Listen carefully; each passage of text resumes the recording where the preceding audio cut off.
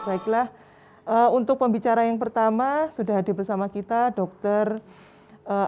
Dr. M. Ilham Aldika Akbar adalah staf di Fakultas Kedokteran Universitas Airlangga di Rumah Sakit Dr. Sutomo dan Rumah Sakit UNER. Beliau adalah konsultan kedokteran feto maternal. Silahkan Dr. Aldi. Terima kasih Dr. Erna. Assalamualaikum warahmatullahi wabarakatuh. Waalaikumsalam warahmatullahi wabarakatuh. Ya, jadi memang kita hari ini memperingati Hari Preeklamsia Sedunia, ya, di mana tadi sudah dijelaskan bahwa preeklamsi ini masih menjadi masalah yang cukup besar di Indonesia terutama dan di dunia. Ya. Kali ini saya akan membahas apa itu preeklamsi dan bagaimana pencegahannya. Perkenalkan, saya Dr. Aldi dari Rumah Sakit Universitas Airlangga dan Rumah Sakit Dr. Sutomo. Jadi preeklamsi itu adalah suatu komplikasi yang khas hanya terjadi pada suatu kehamilan. Jadi dia hanya terjadi pada kehamilan, tidak bisa terjadi di luar kehamilan. Apa sih cirinya? Yang pertama adalah adanya hipertensi atau tekanan darah yang tinggi. Kapan disebut tekanan darah tinggi? Jika lebih dari 140/90 mm/Hg. Ini terjadi pada orang-orang, pada ibu-ibu yang sebelum hamil dia tidak ada tekanan darah tinggi. Jadi ini hanya muncul pada saat hamil. Nah, dia biasanya muncul mulai usia 5 bulan sampai nanti dia akan menghilang kira-kira 3 bulan setelah melahirkan. Ini adalah khas dari preeklamsia. Yang paling penting ini nanti akan diterangkan oleh Dr. Aditya Warman dan Dr. Risa, ini berdampak pada ibu maupun bayinya. Jadi ini bukan masalah yang sepele, dampaknya juga tidak hanya jangka pendek, tapi nanti juga ke jangka panjang. Nanti kalau pada anak itu nanti perkembangannya ke depan dia juga akan ada gangguan, dan juga pada ibunya juga akan meningkatkan risiko nanti terkena berbagai macam penyakit di masa mendatang. Jadi satu kejadian preeklamsi pada saat hamil itu dampaknya nanti cukup panjang. Apakah berbahaya? Ya, ini terjadi kira-kira 5-10% kehamilan.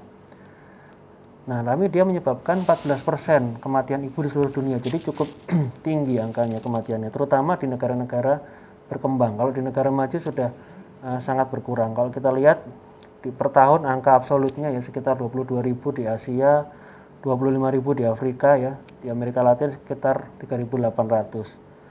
Kalau di total kira-kira 70.000 sampai 80.000 kematian ibu per tahun. Jadi cukup tinggi, cukup berbahaya ini preeklamsi ini.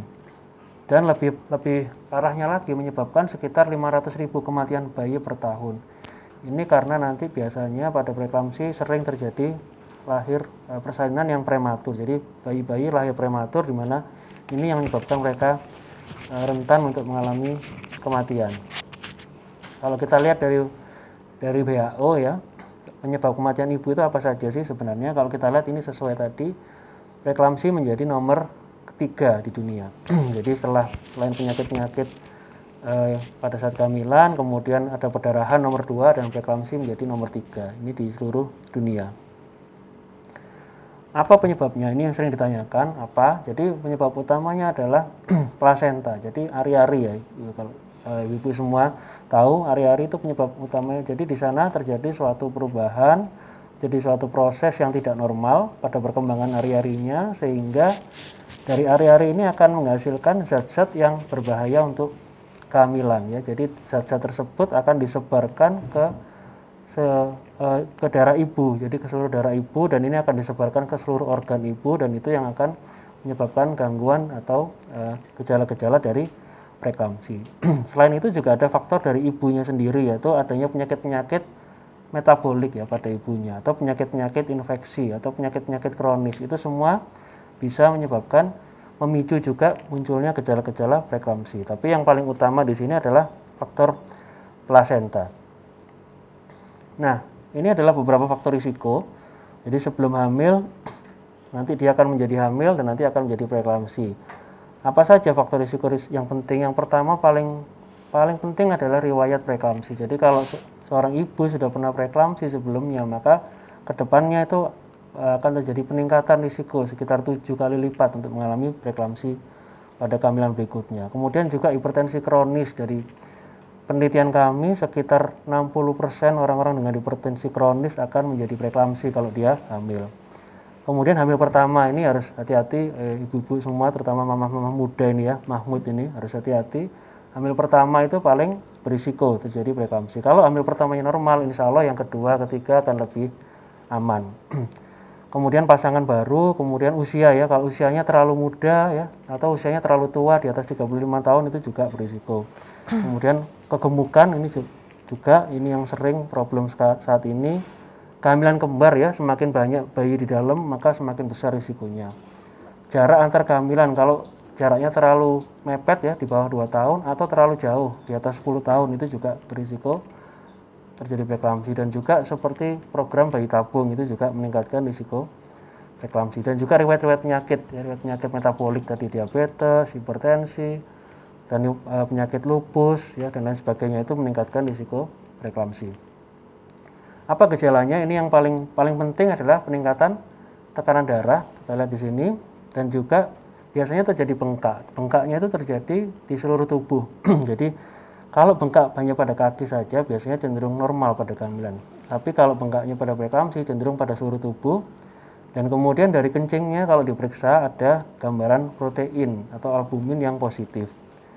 Ini kalau semakin memberat bisa muncul gejala-gejala lain seperti yang tampak di slide ya, mulai nyeri kepala, penglihatannya kabur ya, nyeri perut, mual muntah, kencingnya sedikit, sesak nafas, kejang. Nah, ini kalau sudah komplikasi atau dari pemeriksaan laboratoriumnya sudah tidak normal. Bagaimana diagnosanya? Ya, pemeriksaan tekanan darah itu yang paling penting. Jadi nanti kalau diperiksa tekanan darahnya naik, itu sudah mengarah ke preeklamsi.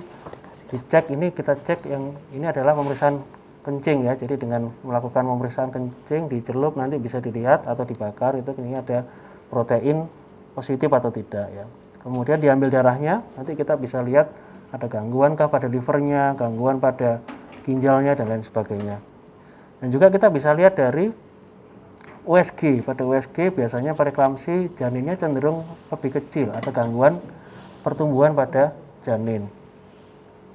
Dan juga nanti dilakukan LST ini untuk melihat menilai kesejahteraan dari janin tersebut, apakah kondisinya masih baik atau tidak.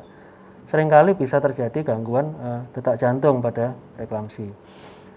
Sekarang kita lihat komplikasinya ya, bisa jadi komplikasi preeklamsi bisa pada seluruh organ. Yang pertama bisa mengalami gangguan pada livernya, ini sering kita sebut sindroma HELLP. Jadi ada gangguan pada fungsi liver, jadi nanti tampak pada gangguan sistem livernya, jadi produksi zat-zat dari liver itu fungsi livernya akan meningkat ya, kemudian faktor-faktor pembekuan darah dan sebagainya akan terganggu. Di sini juga akan ada pemecahan-pemecahan dari sel darah, ini juga bisa terjadi. Biasanya diketahui dari, kalau untuk ibu-ibu yang paling khas gejalanya adalah nyeri perut di bagian kanan atas ya, di bawah iga itu akan tampak nyeri sekali kalau memang dia berat sindroma HELLP.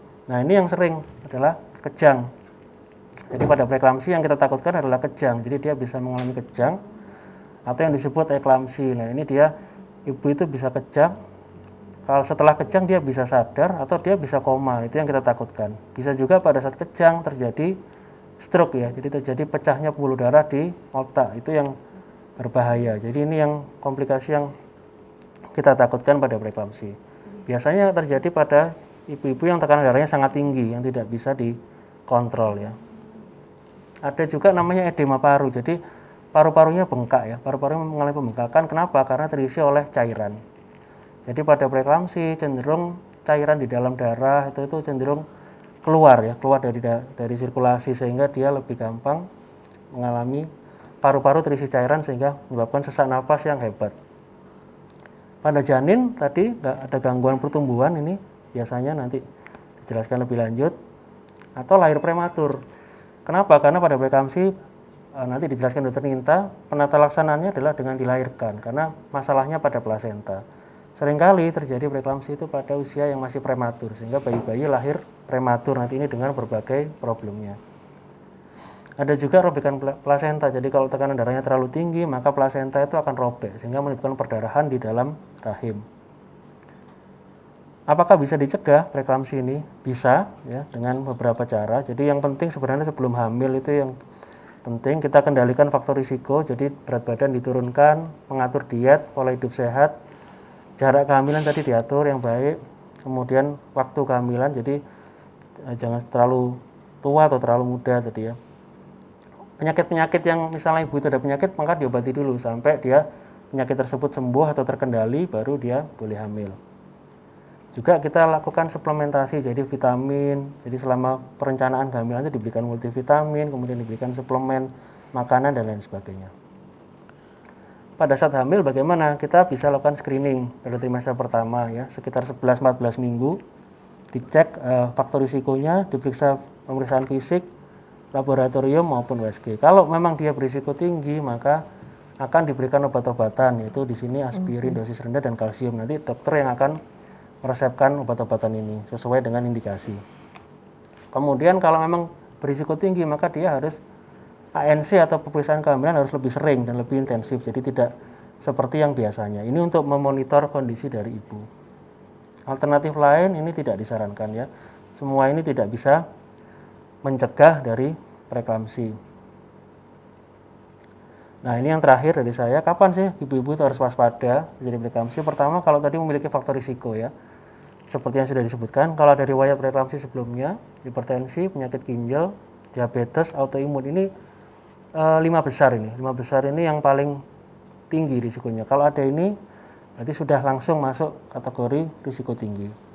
Atau yang di bawah itu, ada riwayat keluarga, ada kehamilan pertama, kehamilan kembar, usia ibu, nah ini juga termasuk risiko tinggi. Kalau ada seperti ini, maka harus tadi melakukan ANC lebih dini dan diberikan obat-obatan pencegahan. Atau pada pemeriksaan ANC, kalau sudah tekanan darahnya antara 120 sampai 140 dan 80 sampai 90 pada trimester pertama, maka ini harus hati-hati, sudah ada potensi menjadi preeklamsi. Atau sejak awal ada protein di urin, atau pada saat kehamilan berat badannya meningkat berlebihan. Nah, ini sudah merupakan faktor risiko bahwa ibu itu harus waspada akan bisa menjadi preeklamsi. Mungkin demikian yang bisa saya sampaikan, singkat, semoga bermanfaat. Nanti tata laksananya akan dijelaskan oleh Dr. Jininta. Terima kasih, saya akhiri. Wassalamualaikum warahmatullahi wabarakatuh. Waalaikumsalam warahmatullahi wabarakatuh.